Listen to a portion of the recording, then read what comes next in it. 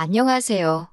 올해로 4살 난 딸 하나를 키우고 있는 결혼 생활 5년차의 30대 여성입니다.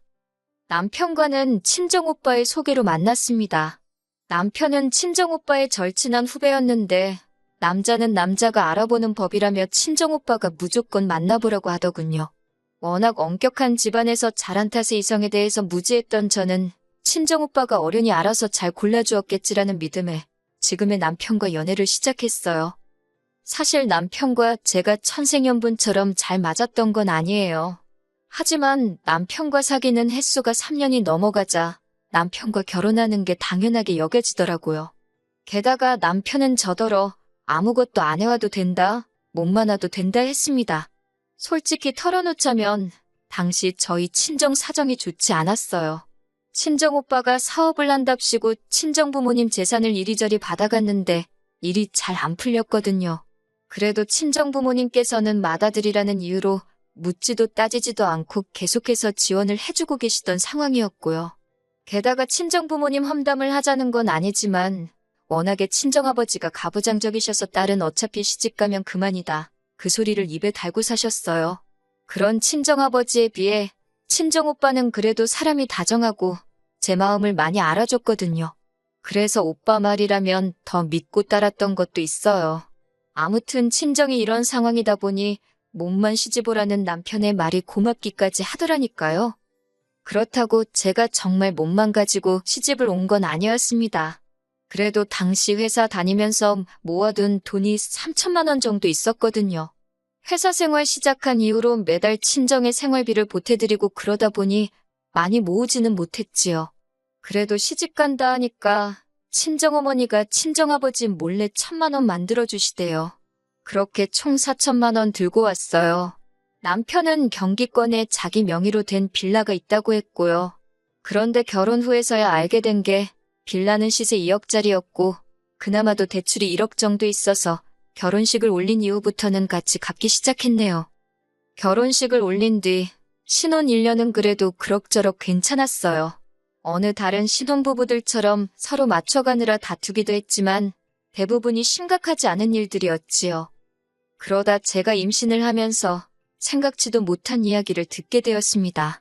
제 임신 소식을 들으신 어머님께서 학가를 제안하셨거든요. 같이 살면서 당신이 제 산후조리도 해주고 아이도 봐주겠다는 말씀이셨는데 솔직히 내키지가 않았네요. 시부모님에 대해서 조금 이야기를 해보자면 아버님께서는 저희 부부가 결혼식을 올리고 얼마 지나지 않아 지병으로 세상을 떠나셨어요. 사실 워낙에 건강 상태가 좋지 못하셨기에 오래 버티지 못하실 건 알고 있었지만 저희 예상보다 빨리 세상을 떠나셔서 저를 비롯한 모두가 충격이 컸지요.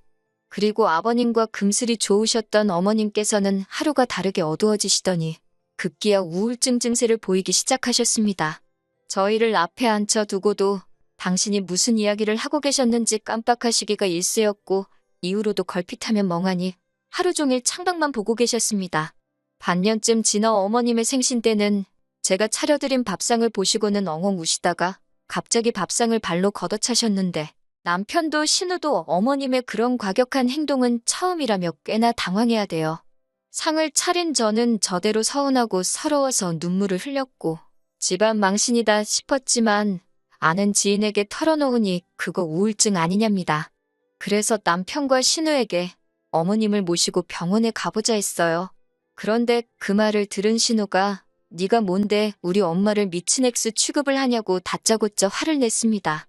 남편도 저더러 걱정해주는 건 고마운데 어머님은 멀쩡하고 오히려 이런 이야기를 하는 제가 어머님께 상처를 준다는 식이 돼요.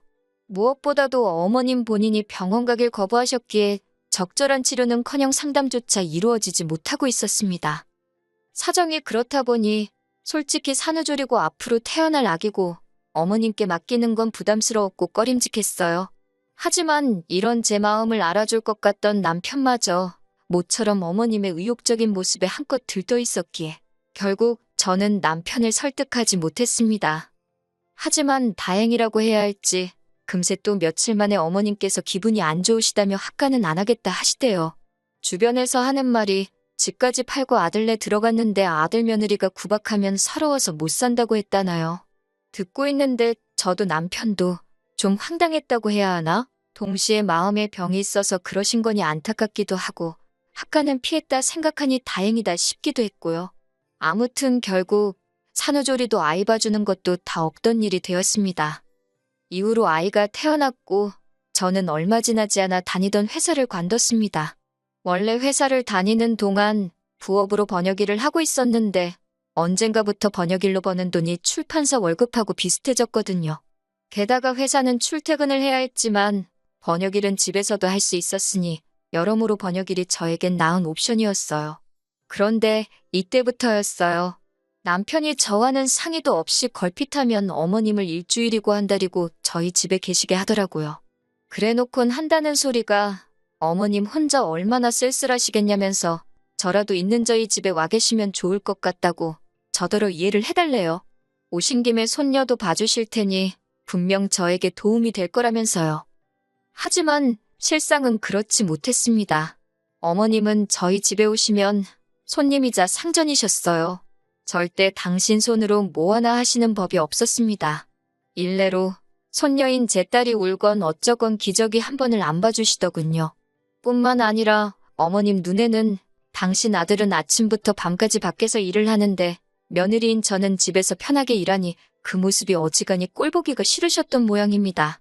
그래서인지 툭하면 빨래 안 하냐, 청소 안 하냐, 음식 안 보냐, 뭐 안 하냐? 솔직히 처음에는 저랑 둘이 있는 게 어색해서 무슨 말을 하셔야 할지 몰라서 저러시나 싶기도 했고 아니면 단순히 말상대가 필요해서 그러신가 싶기도 하고 어쩔 줄 모르겠더라고요.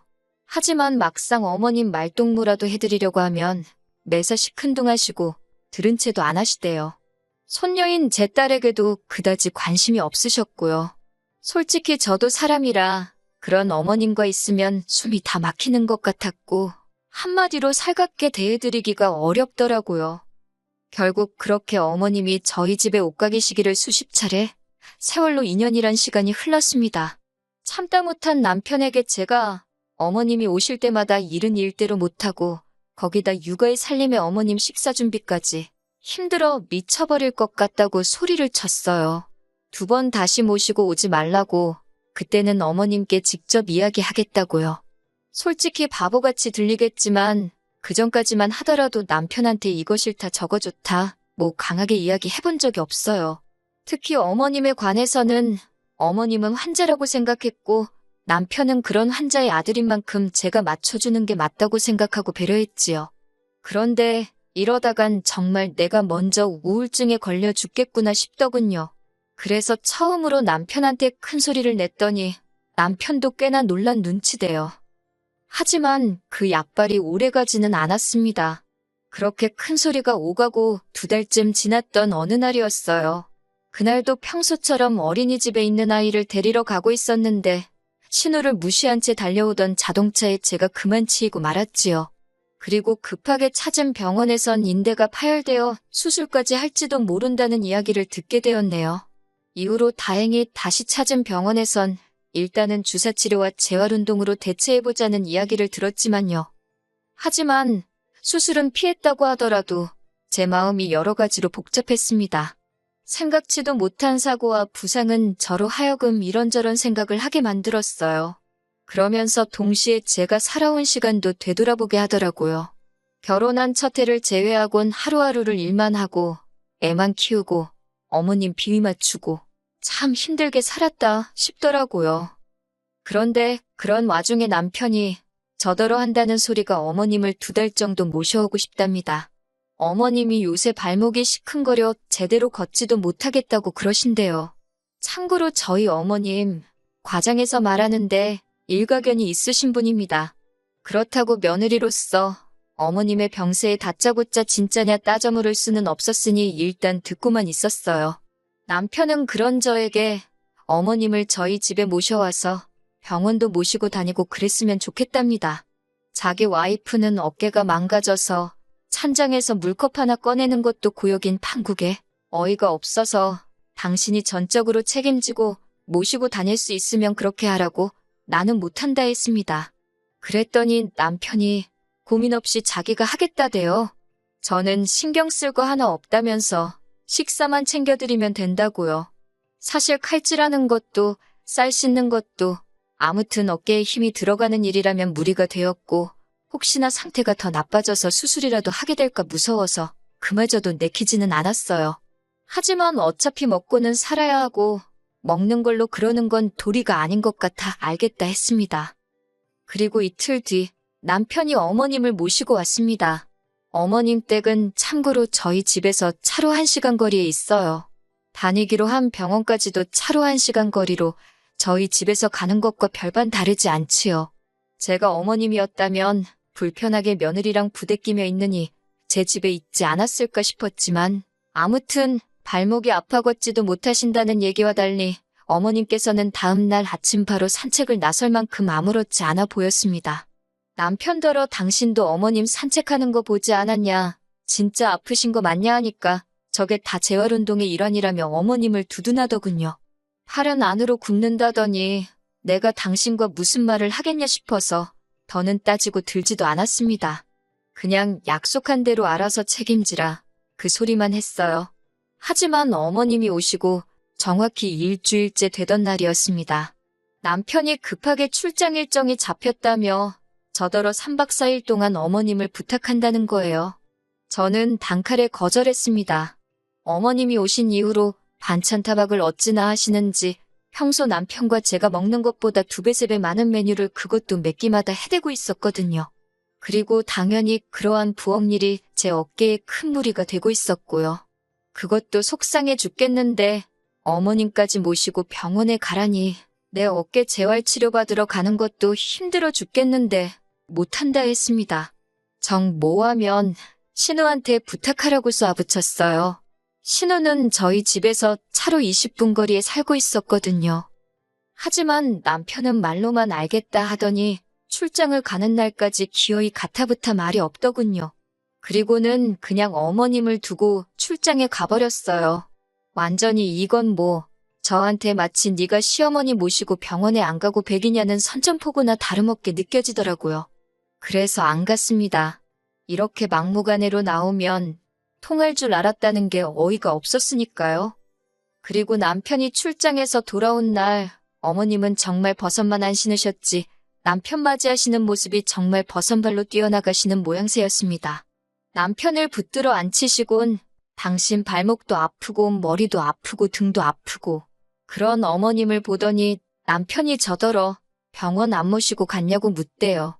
그리고 그 질문을 들은 순간 얼마나 열이 받던지 당신 눈에는 어깨 때문에 옷 갈아입는 것도 힘겨워하는 나는 안 보이냐고 따졌어요.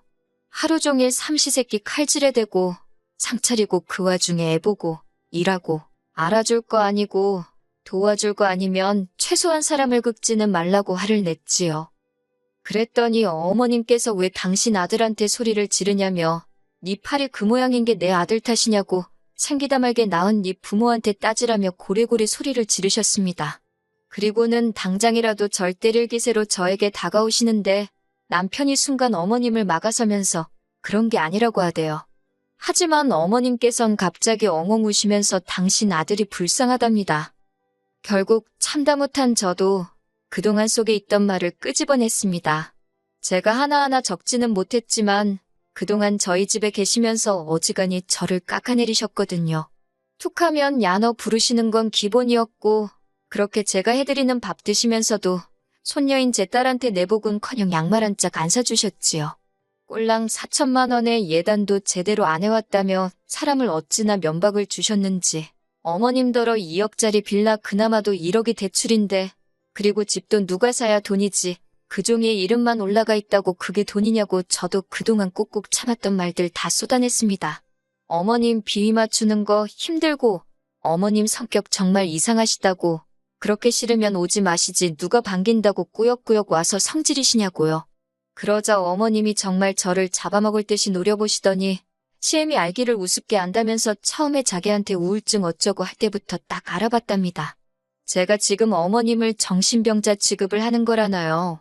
어머님이 어찌나 악을 쓰고 우겨대는지 정말 저까지 정신이 하나도 없었네요. 결국 남편이 신우에게 전화를 걸었고 얼마 지나지 않아 신우와 신우 남편이 쫓아왔습니다. 신우 남편이 어머님을 모시고 나갔고 신우는 저더러 어찌됐건 시어머니인데 그거 비위 좀 맞춰주는 게 어렵냐면서. 그래서 그러면 언니가 모시고 가라니까 한다는 소리가 자기는 모셔도 자기 시부모님을 모셔야 할 판이지 친정어머니를 어떻게 모시냐고 툴툴거려요. 그러면서 신우도 어머님이랑 똑같은 소리를 하대요. 자기 동생이 장가갈 때 집까지 해갔는데 어머님 좀 모실 수 있는 거 아니냐고. 그러자 이번엔 남편이 나서서는 집 얘기 좀 그만하라고 쪽팔린다며 화를 내더라고요. 한참의 실랑이 끝에 일단은 어머님이 신혼에 있다가 당신 집으로 내려가시기로 이야기가 되었습니다. 상황이 일단락되고 나자 남편이 저더러 일단은 미안하다면서 저한테 이해를 좀 해달라대요. 자기 어머니는 환자라면서 그렇게 제가 병원에 모시고 가자 할 때는 멀쩡하다더니 이제 와서 환자라고 저한테 사과를 해달랍니다. 저는 사과 못한다고 했어요. 나더러 매번 이렇게 참고 살라는 거냐고. 그렇게는 못한다고요. 그러자 남편이 그러면 어쩌냐입니다. 자기는 자기 어머니 불쌍해서 모른 척하고는 못 살겠다고요. 그래서 그러면 당신이 어머님 댁에 내려가서 어머님하고 둘이 한번 지내보라 했습니다. 나는 이 집에서 딸하고 둘이 지낼 테니까. 그렇게 한 3주나 지났을까요? 남편한테 연락이 왔습니다. 자기가 생각이 짧았다며 무조건 미안하대요. 자기 어머니지만 이렇게 까다롭고 상대하기 어려운 분인지 몰랐다면서 저더러 고생이 많았겠다고 그래요. 그래서 남편과 저는 극적으로 화해를 했습니다. 그리고 남편이 신우에게도 저에게 이야기한 것과 똑같이 얘기를 했답니다. 자기 와이프, 그러니까 제가 얼마나 고생을 했을지 누나는 상상도 못할 거라면서 이제 누나도 누나 할 도리는 하고 살라고 했다고요. 실제로 어머님도 당신 아들하고 둘이 있으니 순식간에 집안일이며 뭐며 다 당신 몫이 되었던 모양입니다. 저랑도 사이가 안 좋지. 아들 하나 보고 살자니 당신이 할 일이 너무 많지. 그래서 이후로는 저희는 안 찾고 신우만 찾으시더라고요. 진작에 왜 이 방법을 쓰지 않았을까 생각하면 허무할 정도로 상황은 순식간에 해결이 되었습니다. 남편도 이제는 저를 이해하고 어머님을 병원에 모시고 가려고 노력 중이에요. 신우도 어지간히 시달렸는지 저희랑 뜻을 같이 하고 있고요. 다만 당사자인 어머님께서 어찌나 완강하게 버티시는지 저희가 좀 더 고생하긴 할 것 같아요.